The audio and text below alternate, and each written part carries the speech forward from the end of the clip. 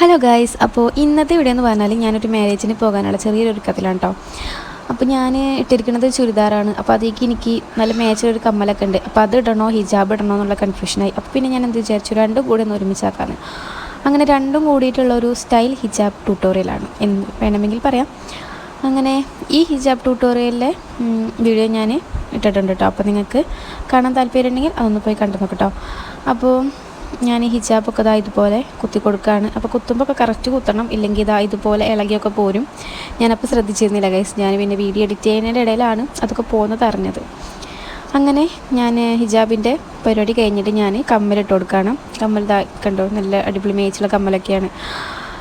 അങ്ങനെ ഇതാണ് എൻ്റെ ഫൈനൽ ലുക്ക്. അപ്പോൾ നിങ്ങൾക്ക് എൻ്റെ ലുക്ക് ഇഷ്ടപ്പെട്ടു ഗൈസ്.